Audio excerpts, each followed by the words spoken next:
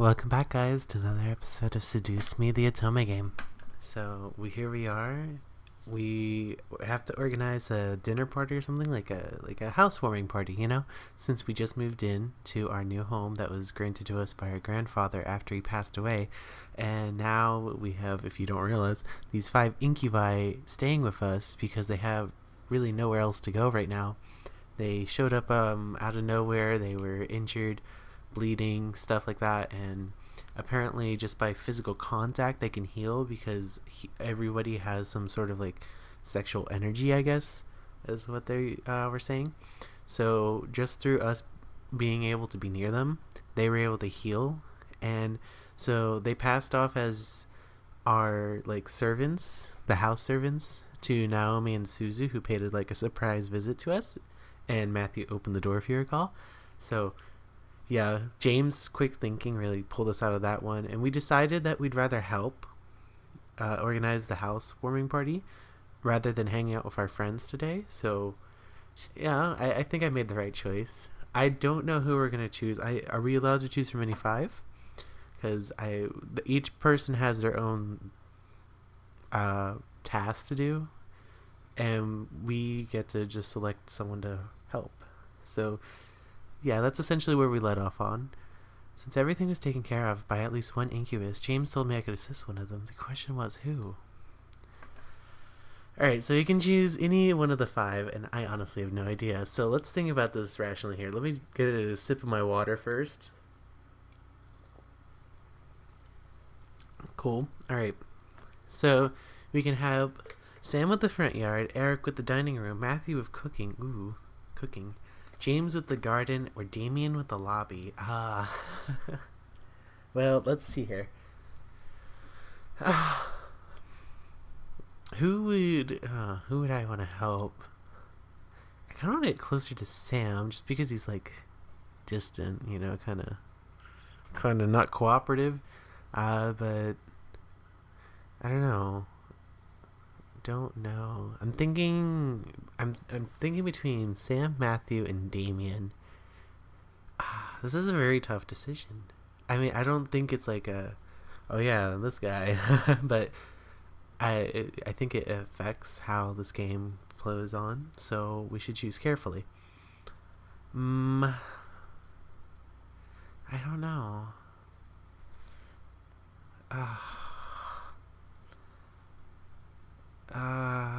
I like cooking. Front yard, I like yards too. I like gardens more though. Lobby, I don't think I really like cooking, so maybe I'll go with Matthew with cooking. Oh, this is a tough decision. Let's go with Sam with the front yard. It's like a completely random thing, but I for something's telling me to choose Sam for the front yard. So, alright. I walked out to the front yard to see Sam not cleaning. And also that actually, last episode when we ended off, I was thinking, okay, is Sam really going to like help? Because, he never really wanted to be here in the first place. He didn't want to stay. He was the one incubus out of the 5 that didn't want to stay. So he's been kind of opposing everything, but doing slow motions with his hands and arms. He was doing Tai Chi, a form of martial arts I had previously learned aside from Taekwondo. However, he wasn't cleaning, which made me cross my arms and glare at him. Aren't we supposed to be cleaning the front yard? You were taking too long. I already finished cleaning. What? I looked around the front and noticed that the windows were polished, the weeds were pulled and tossed out from the sidewalk, the lamps were wiped down, and the stairs were swept. That is surprising. He really did finish cleaning. We literally disbanded a mere minute ago, though. Wow, you work fast. Sam didn't respond. He kept his eyes closed and continued to do heist Tai Chi. For a guy who wanted to be a badass, I would have imagined him doing hard workouts or karate moves for practice. Tai Chi was not what I expected out of him. Well, each person has their own kind of thing going on. I stood there wondering what to do. Oh, should we join him or leave him alone? Let's join him. I remained quiet as I stood beside him and began to move along with his movements. He was going slow, so it was easy to follow along. What are you doing? What does it look like I'm doing? isn't supposed to be fun, okay? It's actually supposed to be difficult. I know. Sam opened an eye to look at me without breaking his motions before closing it and continuing. I followed along flawlessly, keeping to his speed. It was very relaxing until I managed to trip over my feet and land on Sam. Hey! Watch it! Yeah, that sounds about right. Sorry. I had landed on top of Sam, staring him eye to eye with him. Sam and I couldn't stop blushing, nor did either of us move from the ground. I could hear my heart pound against his chest. Oh my. Sam didn't move a muscle, but just stared up at me in embarrassment. I eventually moved up off of him and brushed myself off with a large blush on my face. Sam sat up and rubbed his head. Man, watch where you're going next time. I nodded. He stood up and looked at me for a moment. I could see in his eyes that he was concerned if I was okay, but he refused to ask. I smiled before walking back into the house. I heard him sigh before I walked out of earshot. Friggin' tsundere. The hour of the house party had arrived. In my mind, I kept double and triple checking the essentials for the party. Man, I would be like, I wouldn't even look away. I'd be like, okay, they're still here, right? Mm-hmm. Okay, no one's taken them yet? Or, okay. I'd be like, wait, oh, the guests are coming? Hold on. No, they're still there? Yeah, okay. Knowing my dad, he invited his business partners and the executives of the Anderson company to show me off. Of course. I stood in front of my mirror in my room, staring at my form as a million thoughts ran through my mind. It was just a housewarming party, but at the same time it wasn't. It was my chance to show my dad that I was better than his expectations. It was a chance for me to see my parents as a... Wait, what? Oh, for me to see... Okay, that looks... I don't think that's right. I believe she's trying to say it was a chance for my parents to see me as a woman. A little typo there, I'm assuming. It was my test to see if I was really ready to live on my own. Well, not truly alone. I had the incubi to thank, but even so, I didn't have my dad guiding me or my mom helping me through living alone. A knock on my door broke my thoughts, surprising me. Who is it? Hey, are you okay in there? Your parents will be here soon. So you should hurry getting ready. Oh, shoot. Well, I'm ready, but... What? I'm sure you look fine, Anderson. I can see you. Sorry, getting more water. Alright. Oh, look at Mika. All dolled up. As soon as I opened the door to the hall, I watched as Naomi's and Susie's faces turned from smiles to complete awestruck stares. What? Dude, you look hot. Susie putting it bluntly. Yeah, you look amazing. Where did you get that dress? I got it from Ross. More than likely. If it was me, I'd probably get it from Ross. I've had it for a while. I just never had the chance to wear it. I figured I might as well bring it out now.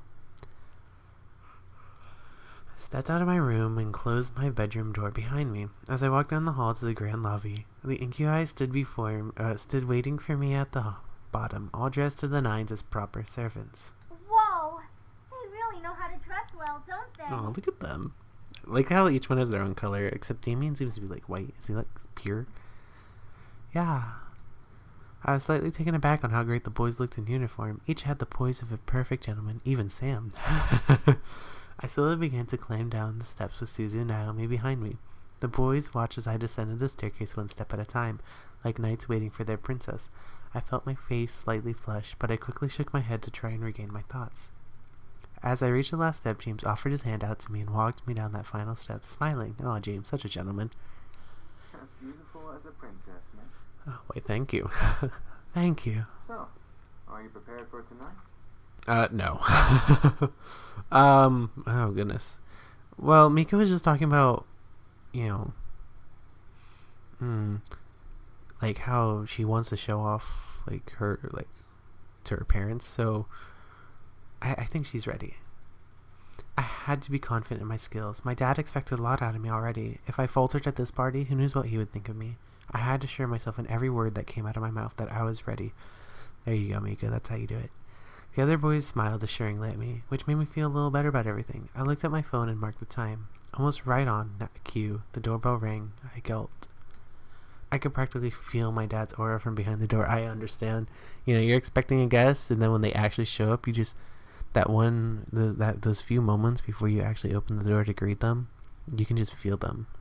It's kind of scary. Sam and Eric quickly rushed to the door and opened the double doors wide to reveal my parents, both dressed in their best, of course. Hey, Mom. Hey, Dad. Oh my. I didn't know your bequeathment came with servants. Surprise! It was probably overlooked. Besides, who would deny good service? Oh, look at our dad. Just casual as usual. Bit professional as usual. I was completely shocked. My parents didn't question the boys. They didn't ask for verification or anything. I looked at the boys and noticed Sam and Eric staring intently at my parents. Were they using their powers on them? They had to be. There's no way they'd be okay with this otherwise. I guess the servants counted as belongings to the house. My mother quickly rushed to me and gave me a large hug. I hugged her back, inhaling her perfume. It had only been a couple of days, but living away from the ones who raised me was hard. My mother soon let me go and looked at my outfit. Gorgeous. You look so lovely. David, look at your daughter and tell her I'm right. Well, I looked to my dad, who was looking around the lobby like an inspector. I stood my ground, waiting for him to look at me. When he did, he let a small smile grace his lips. Your mother's right. You look like you're all grown up. No, we're blushing. The world around me stopped as my heart pounded hard in my chest. Did my dad just compliment me on his own accord? My mother was grinning ear to ear at his words. I was beyond speechless. Thank you, Daddy. However, his cold face quickly returned as he began to look around once again. I assume that you're ready, then, to impress the rest of the guests, correct? Oh, boy. Oh, what do you mean? The entire board from Anderson Toys is coming tonight. Even the vice chairman's son will be coming. Oh, boy. All of them will be measuring your potential. This better not be like a setup. Freaking father trying to match us up with the vice chairman's son. My potential? To become CEO of the company. Ooh. I knew it. Something was off about tonight, and I now this party had become much more than I anticipated. I gulped silently, but I nodded in response. I looked at the incubi, but they were continuing to be servants for my father's approval.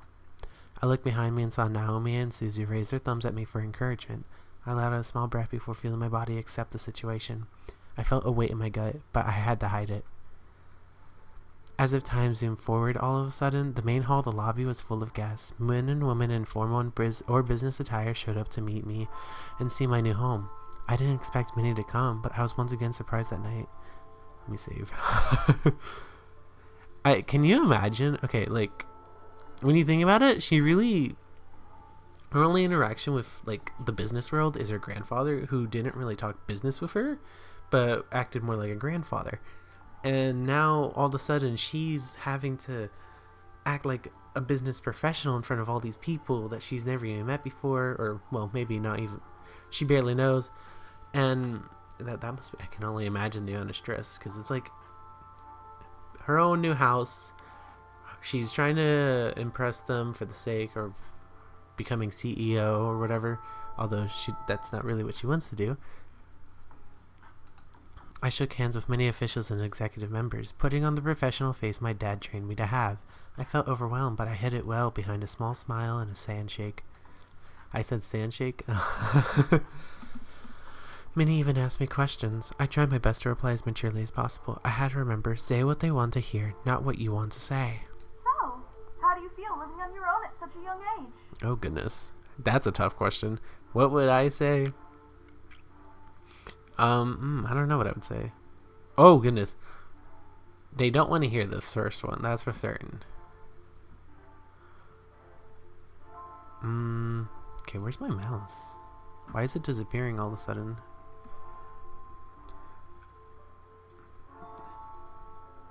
What would be the most professional thing to say? I don't think these bottom two choices are great, nor is that top one. I'm doing my best. Or it's been pretty good, actually. Let's do it. Sorry about your grandfather. Okay. It really hit all of us hard. Uh-oh. Thank you for your condolences. Do you have college plans? Oh my god. What is this? Yes, I do. I felt like the questions came up one after another. It was tough to answer some of them because they weren't about me. They were about the company. What do you think will happen with the company now that your grandfather has passed? What is this? Alright,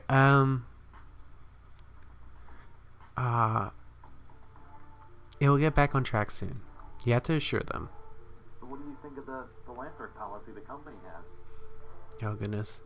If it were up to me, I'd be more concerned with making profit.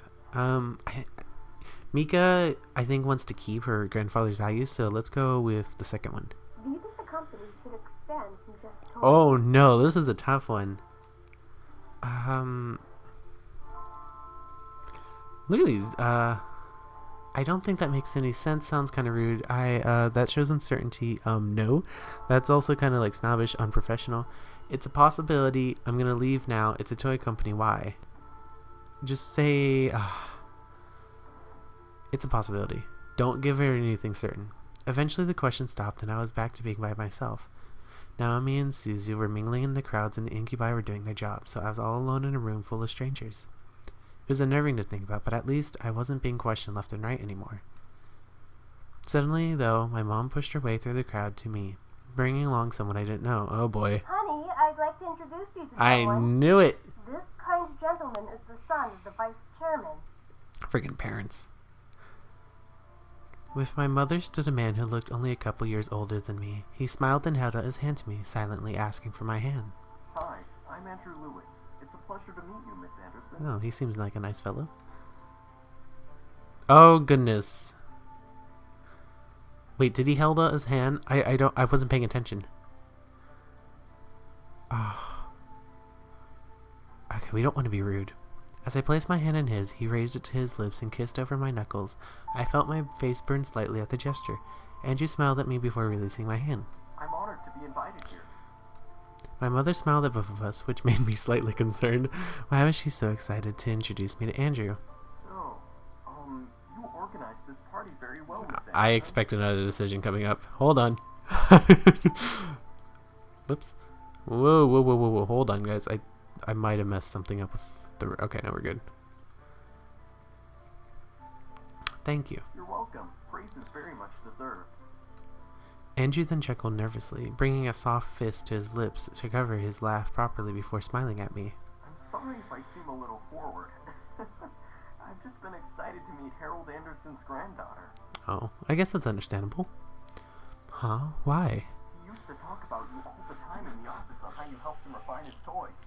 I only attended meetings and heard all of the stories. You helped a lot with the success of the company without having to actually work there. And I didn't get paid for it. Well, I guess we got the inheritance. Oh, that sounds terrible. Okay. Oh, wow. I didn't know he talked about me. That would explain everyone's fascination with me and their rather personal questions. I looked at Andrew, who had a kind face to me. Something about him seemed off, and I didn't know what it was. He seemed to be hiding something. Whether it was good or bad, I was not able to find out.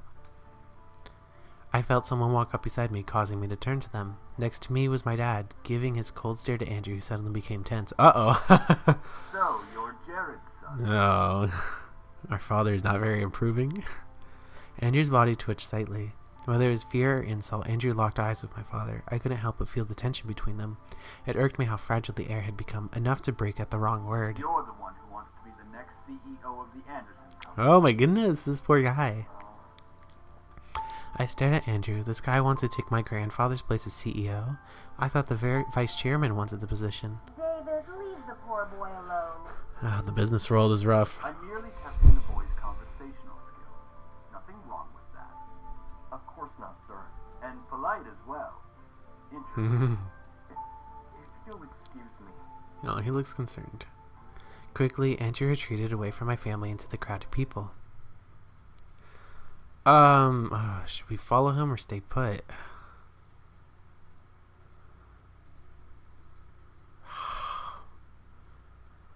I don't know. If he seemed kind of off, maybe we should stay put.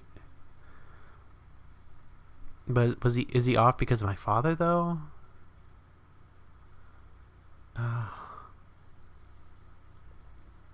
What would a business professional do?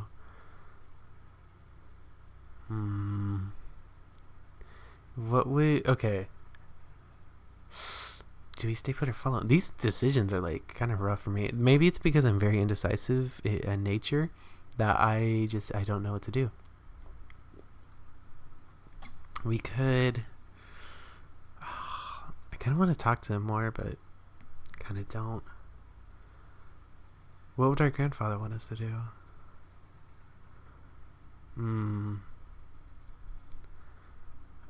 I don't know, guys. I'm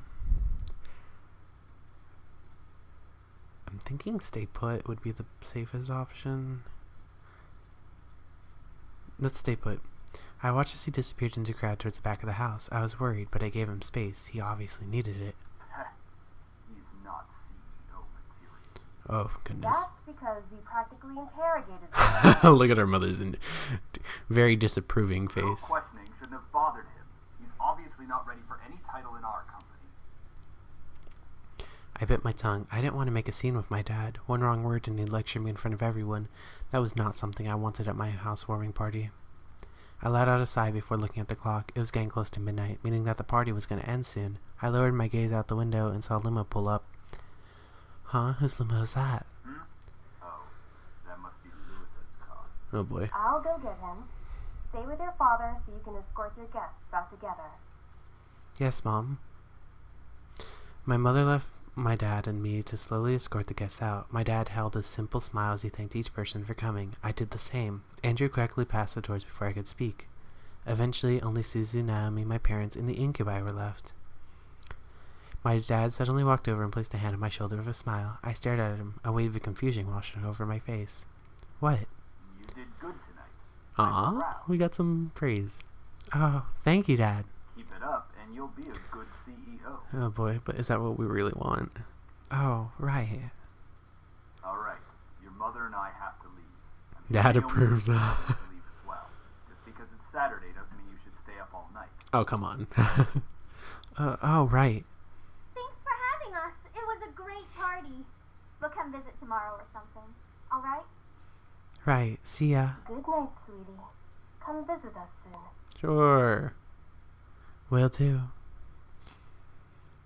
All four of my remaining guests left the building, all but my dad waving back to me. With the last of the guests gone, I sighed and sat on the staircase, exhausted. That was tiring.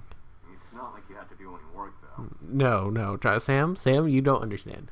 Talking to people, like, when you're practically, like, interviews are exhausting. Give her a break, man. She was getting interrogated left and right. Matthew knows. She handled herself the best she could. As expected, princess. Since you're exhausted, why not head to bed? We can clean up. Sam. Are you guys sure? Positive. It shouldn't take long. Ho ho ho! It didn't take long to find you little shits after all. Oh, goodness. I felt a hot shudder run down my spine. The voice from my dreams echoed through the air into my ears. I looked around, panicked, alongside the incubi. James placed a hand on my shoulder, trying to remain calm. Don't worry. No one will hurt you. Are you sure? Are you really sure? Is that Malik's? All of us shot our head towards the door, finally pinning down the direction of the voice. The doors quickly swung open, revealing a sight I would never expected to see. Whoa! Skin red as blood, eyes black and gold piercing into mine, roughened up clothes and a pistol in his hand. I saw a monster. I covered my mouth to not scream at the sight. Dried blood covered the bandana around his neck as he smirked at me and the boys around me. Beside the red-skinned man was a similar-looking woman in matching thug-like clothes. Aw, what's the matter, boys? You really didn't think I wouldn't find you, did you? Oh, goodness. I hoped you would, you piece of... All of a sudden, the man raised his gun at Sam's face and instantly pulled the trigger.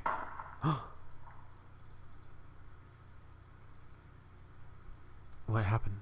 We all gasped in shock, instinctively expecting to see a bullet run through Sam's face, but... What the fuck?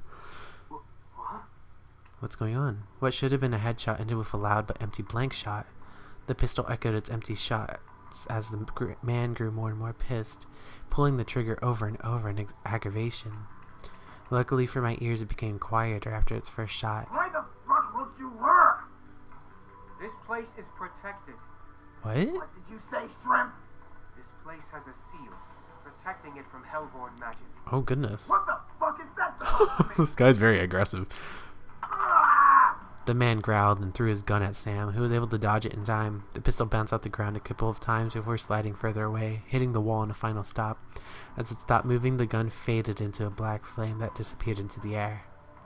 The previous owner had this place protected by magic, Alex. What? Our grandfather? Malix, that was his name. His existence resonated in my memory from the dream I had. However, I looked to Matthew in the same confusion as Malix did. This place is protected by magic? It would seem that your grandfather had some sort of protective barrier around this house. From the looks of it, it only disables hellborn magic. That's interesting. Malix's face grew to that of extreme anger, his fist tightening as if he was crushing a stress ball.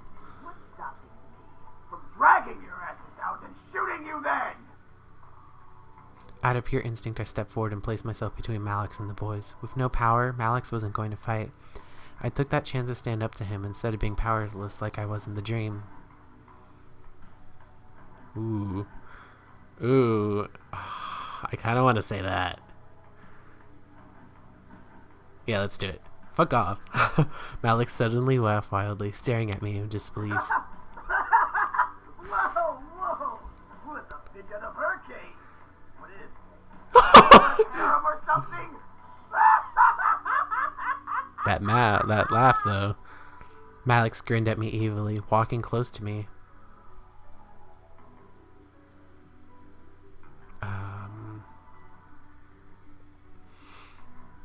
I can't, run, duck? Oh, do we only have a certain amount of time? All of a sudden, I felt a hand grip my hair and pulled it back, forcing me to cry out and stare up at Malix. His eyes bored into mine as he cackled in my face. Hey! Let her go! Sam! Eric! Within mere seconds, Sam had punched Malix square in the jaw, forcing him to let my hair go. As I fumbled back, Eric caught me in his arms, gently pulling me away from Malix and back in their group. Come on, Sam. You and me. Right here. Let's go. Come on, asswipe! However, before both could fight, the woman stepped forward and placed a firm grip on Malix's shoulder. Wait, what? Oh, That's that enough, woman. Malix. Who is she? What? Who do you think you're speaking to, woman? The girl who's going to help you kill them. Just not now. Oh. Not now. I stared as the girl spoke down at Malix. She looked the same, just like pure evil. However, she seemed to be concerned for Malix, or for me. There's 5 of them and 2 of us. Even if we come back with the gang, they can have the place surrounded by human police. We shoot everyone. Oh my goodness. If we shoot everyone, we'll be hunted. And it'll be a matter of time before makeshift paladins come and try to exorcise us. Oh my goodness. So she's like a logical kind of person. The two growled at each other, as if they could have used their magic, I could sense that fire would glow from under their teeth. Malix grunted and glared at the boys. He pointed at James, wanting so badly to use his fingers like a knife. Just wait, pretty boys. We'll get you and fuck you up real good. I never knew someone could voice act like a laugh like that. Then Malix turned to me, moving his finger to point directly between my eyes. Don't be pussy. Step outside. I dare you.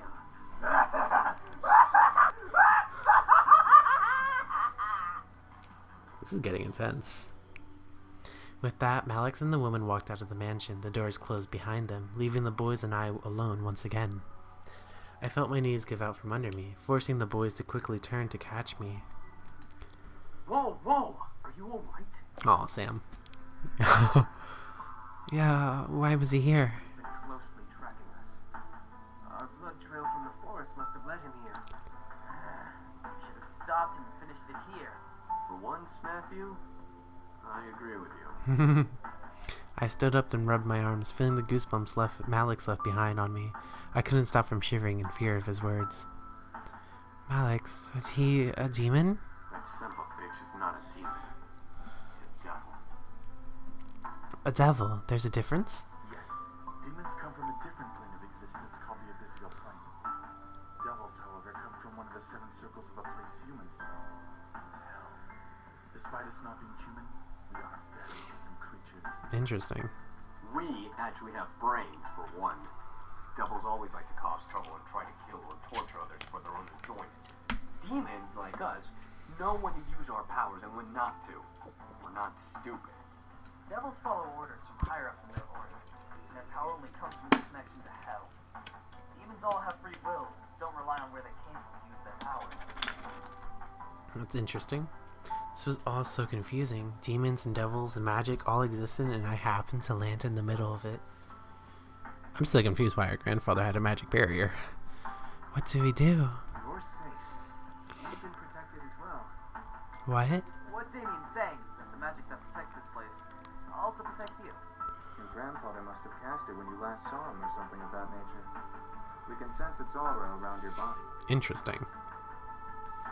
I couldn't believe my ears. It was the third day of surprises, and this one took the cake in being the most surprising. I felt my head spin once again. What did I get myself into? Miss, please don't worry. We'll find a way to train ourselves and become stronger to finally finish this feud. Kick his ass right now. Sam. Who does he remind me of? Ichigo or something? Until then, we'll protect you as much as we can. If Malix comes back, we'll be here for you. But what about going outside? Won't he? Like we said, you have a protection spell on you. Even if Malix attacks you, he won't be able to use his magic on you. He'd be just like any other human you could fight back against. Oh, okay. Didn't you say you knew Taekwondo? Well, yeah. I felt somewhat relieved that I was mostly safe from Alex. Still, I could not help but feel very nervous and apprehensive about the future. The boys were safe here to train and become stronger, but what if Alex did the same? Even more so, I was lost about how my grandfather knew about magic. I had to find out. At least, I had time. Green apples, okay. I went to bed that night feeling nervous. Despite the words of the incubi, I felt like a target to something I'd never been able to explain or prove. Magic? Devils? Demons? How did this all even happen? Should I really meddle with the situation? They're only staying until after they defeat Malix. That's right, they said they only stayed after they defeated Malix. After that, my life could go back to normal. Temporary insanity, as Kay would say. The question was then, would I want them to leave? If my life went back to normal, then I'd have to care for the house all on my own. I'd get to focus on my life instead of being distracted by the boys. I'd have to. My life. Where was my life going anyway? I was under pressure from my parents with only my friends and the boys to comfort me. Without the boys, I'd have no way to hide from my responsibilities. Enough, let's just sleep and deal with tomorrow when it comes. Defeating my sense of thought, I forced myself to sleep, unsure of what tomorrow had planned for me. Hopefully, whatever the future had for me, I would be ready for it. I promise to be with you forever. Oh, my goodness. You're so important to me. What is this? I swear I'll give my life to you. Please, let me love you. I'll be by your side, always. I can't imagine living without you. I want to be with you. I love you. What the heck? I slowly opened my eyes, letting the voices of my dream echo in my head and force me awake. I rubbed my eyes before sitting up and looking at my clock. 7 a.m. Why am I up so early? I fell back onto the bed and closed my eyes, trying to go back to sleep. However, something kept me awake. Why? It's too early to even be alive. I gave up and sat up, staring at the fireplace across from my bed. A sigh escaped from between my lips before I threw my legs over the side of the bed. What to do at 7 in the morning? You could go jogging. That's what I do. Work on homework, explore the house, or make some coffee. Ooh. I mean,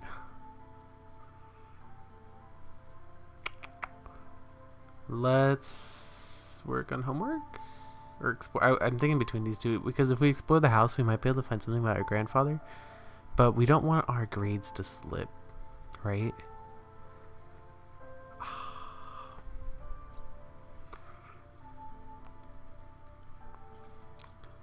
Homework. I had to work on my homework. I had school tomorrow regardless of what was happening in my life. At that moment, I wish school was over. Well, might as well get it done now. I reluctantly took my bags out of my bag that sat on the floor. I made my bed in a study picnic area as I began to work through my homework. The benefit of doing your homework in the morning, not having to do it later. The downside, money. Mornings suck for trying to use your brain for anything educational. The formula for fixed cost is FC plus VC times Q equals TC. Marginal cost is total cost minus fixed cost. I felt my brain slightly start to ramp up the flow of logical thought, speeding up the time I was working on each economic equation.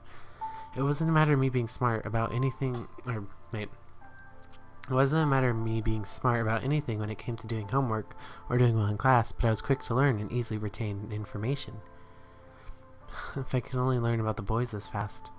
I stopped. Did I really just compare learning about demons to learning about economics? 7 a.m. It's too early to be alive. Let alone make sense. I shook my head and continued to work. I returned to bed, feeling the weight of the morning drag me under my covers to try sleeping again. I had energy, but I wanted more sleep. It was Sunday, and nothing was happening today. Come on, eyes. Back to sleep. I shut my eyes and tried to slow my breathing. I looked at my phone to check the time once again. It was noon, yet it felt like I had slept for much longer. Why is time going so slowly? I sighed, got changed into normal clothes, and went out into the main hall and sat on the stairs. Sundays were very boring. However, the muffled sounds of battle caught my attention. Huh? I quickly went out to the backyard in response to the noise I had heard. In the yard were all 5 of the boys, practicing fighting. Sam was in the middle with the other 4 surrounding him and throwing punches and kicks at him. Sam, being the strongest of the bunch, blocked and dodged each almost masterfully. Should we disturb them? They are training. Let's not disturb them. I just watched. The boys were very much in their own world, focusing on the training they were all in. It was better not to disturb them. I checked the time and decided to head inside the kitchen. I was getting hungry, and I'm pretty sure the boys would need to eat soon, so lunch was a must. Might as well make lunch today. It's been a while since I cooked. Lunch wasn't particularly hard. I decided to make... Hold on. This is another decision. I want to make something good. Alright. Yeah. Here. Pizza, simple chicken and right. Oh, pizza. It's gotta be pizza. Pizza's always good no matter what time of day it is. Do we have any? Luckily we had some pizza in the freezer to heat up. Pizza Moore's Baked with Love Pizza had all the makings of pizza types, including pepperoni, sausage, mushrooms, and extra cheese. Just top it, bake it, and serve. I'd have to get more later. I placed the food in the dining room. However, none of the boys were there by the time I brought the final dish out. I carried that dish to the main lobby, catching the boys separating into different rooms of the house. Part of me wanted to go to one in particular. The other part of me wanted to just leave them be and take the food in my hand to my room and eat. Maybe I could go out today while the boys focus on training. Oh. I mean, it's an Atome game. Find one of them. I quickly rushed back and grabbed a second food dish before hunting down one of the boys. I looked down each hall, trying to find one to incubi, wondering so that I wouldn't have to go through each individual room finding them. I pursed my lips in irritation. Where the heck are they? I sighed, knowing that I would have to search for them in each room. I turned to head down the west hall before suddenly bumped into an opening door face first. Whoa! What the? Damn it, Sam. I quickly stepped back, regaining my balance on my feet and with the food in my hands. The last thing I wanted was food on the floor. Totally true. It's a waste and it stains. I shook my head and looked up to see Sam looking at me from behind the door in surprise. Being that I only saw his face, he was wet. So I assumed that the door led to the bathroom he was exiting from. Oh, crap. Yeah, Right? yeah, I brought food. What the hell? Why did I say that? I shook my head and acted like I knew what I said. Sam raised an eyebrow before looking to the food I brought. Oh, hey. Thanks. Oh. Oh my. As Sam stepped out from behind the bathroom door and closed it, I was suddenly face to face with a shirtless and freshly clean Sam. A simple towel was hanging over his shoulders as he looked at me. I remained frozen, unable to tear my eyes away from the sight. Damn, he was ripped. Mika girl. Hey, you alright? Hello? What?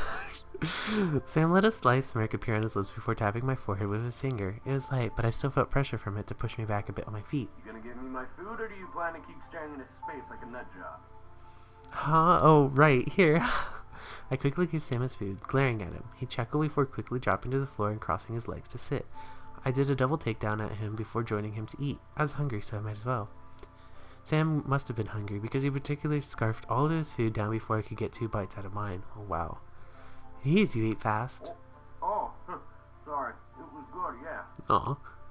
Thanks. Sam sat in silence, waiting for me to finish. It was odd. It was not far from having a dog watch you while you ate. Nevertheless, I finished my food quicker than I normally did, and looked to Sam, who somehow got a shirt and vest on while I wasn't looking. Damn, he was fast. Alright then. I'm heading up to the roof. Roof? Roof? He was heading to the roof. Why? The roof? Yeah. Wanna come with? Oh. Hold on. He wanted me to join him on the roof? The roof of a huge mountain? How? Why? I promise you won't fall, or whatever. Okay? Yeah, we gotta take this chance. I didn't know why I was up for this, but I said okay. The small adventurous side of me was very happy with my decision, but another side of me was screaming at me, asking me why I did that. I understand. I really do. Sam took the empty dishes and placed them on a nearby stand before walking to a nearby window and looking to me. Wait, a window? Come on. I walked towards Sam, unsure of what he wanted to do. As I stepped to his side, he wrapped a tight arm around my waist and hugged me against his side. Whoa! Hold on tight. I instantly wrapped my arms around Sam as he opened the window and stepped up on the ledge. I could feel him tighten his grip on me as he looked up and grabbed the end of the roof with his free hand. I gripped tightly to him as he somehow was able to pull both of us up to the roof with that one hand. He lifted me to the roof first before pulling himself up and sitting with a content sigh. See? I told you I wouldn't let you fall. Yeah. I sat up beside Sam, trying to shake off what had happened. He was a demon. I had to remember that, no matter how human he looked. Pretty sight, huh? I raised my eyebrow before looking up ahead of us. I gasped. The sight was truly beautiful. The estate was settled on a high hill, so the view I saw made me feel like I was flying. I could see Chicago in the distance, surrounded by forests and suburbs, like the one I resided in. Something about the sight took my breath away. I silently thanked my adventurous side for taking the risk to come up here. You know, it's things like this that make the human world worth coming to. Aw. I turned to Sam at his statement, unsure of what he meant. He kept his eyes to the view, but I could see very soft amazement in his eyes. What do you mean? I'm not like my brothers. I didn't come to get away from anything or to fulfill something. Whatever they may tell you their reasons were. I came because, well, they're my brothers. Aw. That's that. However, I didn't expect the human world to be so pretty. I didn't understand. The brothers were running from more than just Malik's. What could have possibly driven them from where they were? You all ran from something? We all had our reasons for leaving the Abyssal Plains. James didn't want to deal with his problems. Matthew wanted to live with humans more than demons. I came because I didn't want to be without my brothers. So I left with them. Aw. That's rather sweet if you think about it. Doesn't matter. I came, so here I am. I frowned and bit my lip slightly. I wasn't sure if he wanted to even be here with how he was answering. Still, I felt a small wave of confidence drive me to scoot closer to Sam. I wanted to try to be friends. Oh, yeah. Friends. That's right. Friends. Okay. Fate didn't like that, apparently. I found myself losing my balance and wound up starting to fall off the roof. Ah! Whoa! Instantly, Sam grabbed me and pulled me to him. He wrapped his arms around me, making sure I wasn't able to fall back down the roof, but that wasn't what made me blush wildly from ear to ear. I had somehow landed and straddled over his lap. He was hugging me close to his chest. It was almost like a romance scene in a love story. I couldn't tear my eyes away from Sam as he stared up at me in concern. I got you. You okay? Yeah, I am. However, I continued to look down at him as he stared up at me. Neither of us knew what to do, and I could feel that we were both lost in that fact. As we looked at each other, Sam's face grew slightly red. Hey, I might as well say it now, but sorry for being a dick when we met. I must have been dreaming. Sam was being sincere? Why? However, as I stared, I could feel his strength weaken. He was shaking, but continued to hold to keep me safe from falling. Sam, do you need energy? Sam's eyes widened before he looked away, refusing to answer, but refusing to let me go. I didn't feel any energy drain, so he wasn't trying to take advantage of the situation. That was it. He needed energy, but should I give it? Oh goodness, is this a decision? Hold on, let's save. I'm not ready. I'm gonna run out of sleep slots. I'm gonna have to like save over some. Wait or kiss him. Ugh. I mean, he's holding us up. Just kiss him. I gently grabbed Sam's face and tilted his head to angle with mine. Leaning in closer to him, I brought my lips to his and kissed him deeply. I didn't know if this would help, but it was how he got energy before. I shut my eyes, waiting for the draining feeling to reappear in my body. Sam didn't move, nor did I feel energy drain from me. I opened my eyes and Sam staring wide-eyed at me, but unmoving. He was unsure of what to do, and I had silenced him with confusion. I don't know why, but I felt both irritated and accomplished at the question and the look he was giving me. Where was his flirting? Where was his cocky smirk? From what I remembered, he took advantage of me when we met, yet now he was somehow intimidated by me. I pulled away and spoke. I want to give you some of my energy. You used a lot of it, and I'm sure that the energy you took from me was only used for healing. Let me help you. I mean, I don't. Sam, if you don't want my energy, just tell me, but I'm offering it to you if you do. All of a sudden, I felt that familiar warm feeling of warmth run through my body once again. Oh my, this music. I felt my body slightly heat up as Sam pulled my body tighter to his. He regained his stoic gaze before speaking. Just remember. You offered it. Okay. Before I knew it, Sam pulled me into a gentle but passionate kiss. Heat erupted through my body as his kiss slowly and almost timidly got deeper. Sam kept her arm around my waist while I rested my hands on his chest. The energy from my body was slowly draining from the kiss, making me feel light and warm. It was almost pitiful how comfortable and how willing I was in this situation. Still, I had no regrets. I was enjoying every bit of this kiss. Aw.